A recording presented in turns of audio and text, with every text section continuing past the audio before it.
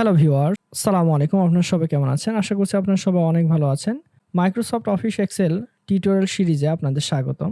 আজকের টপিক যে আপনার যে মাইক্রোসফট এক্সেলে আমরা যে ডেটা বলেন, টেক্সট বলেন বা কনটেন্ট বলেন, এগুলো যে আমরা ইউজ করি, এগুলোকে কিভাবে অ্যালাইন করব।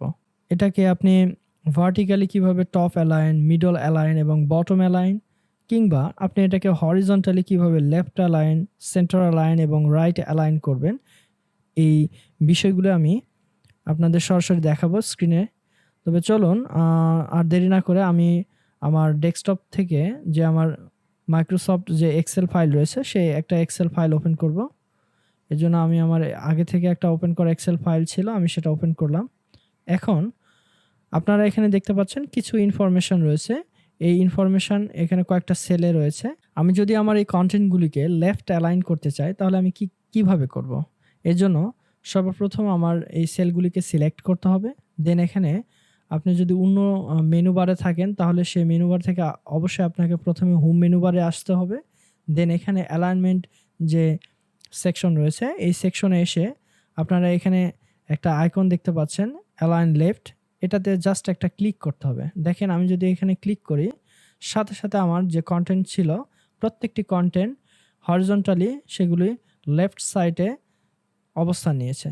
যদি আমি এবারে মাঝখানে যে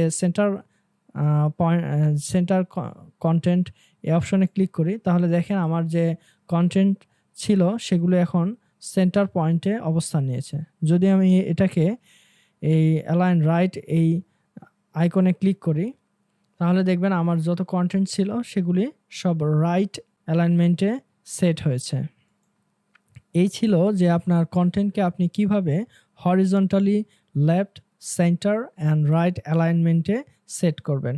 এবারে আমি আপনাকে দেখাবো যে আপনি কিভাবে আপনার যে কন্টেন্ট আছে সেই কন্টেন্টগুলিকে আপনি কিভাবে ভার্টিক্যালি টপ, মিডল এবং বটম এই তিনটি অবস্থানে সেট করবেন।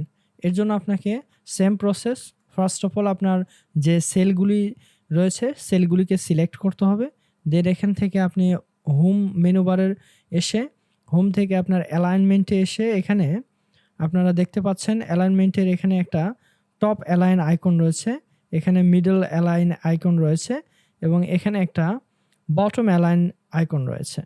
যদি আপনি আপনার কন্টেন্টগুলিকে বর্তমানে কন্টেন্টগুলি আপনার যে অবস্থায় থাকুক না কেন, আমি যদি এটাকে মিডল অ্যালাইনমেন্ট করতে চাই তাহলে আমি যদি এখানে একটা ক্লিক করি তাহলে আপনারা দেখতে পাচ্ছেন যে আমার যে কন্টেন্ট ছিল সেগুলো প্রত্যেকটি কন্টেন্ট মাঝখান বরাবর সেট হয়েছে, মিডল। যদি আমি এটাকে টপ অ্যালাইনমেন্টে একটা ক্লিক করি তাহলে দেখেন আমার যে কন্টেন্ট রয়েছে সবগুলি কন্টেন্ট এগুলি টপ অর্থাৎ উপরের দিকে অবস্থান নিয়েছে। এবার আমি যদি আমার কন্টেন্টগুলিকে বটম অ্যালাইনমেন্টে রাখতে চাই সেজন্য এগুলোকে প্রথমে সিলেক্ট করতে হবে। দেন এখান থেকে বটম অ্যালাইন এই অপশনটাতে একটা ক্লিক করতে হবে। তাহলে দেখতে পাচ্ছেন আমার যে কন্টেন্ট, যে ডেটা বা টেক্সট রয়েছে সেগুলি সব আমার সেলের বটম অ্যালাইনমেন্টে সেগুলি অবস্থান নিয়েছে। তো এই ছিল আমার সংক্ষিপ্ত ভিডিও। ভিডিওটি যদি আপনাদের ভালো লাগে তবে অবশ্যই একটা লাইক দিবেন। আর এমন শিক্ষণীয় ভিডিও আরও পেতে আমাদের চ্যানেলটি সাবস্ক্রাইব করে আমাদের সাথেই থাকবেন। সুস্থ থাকবেন, ভালো থাকবেন।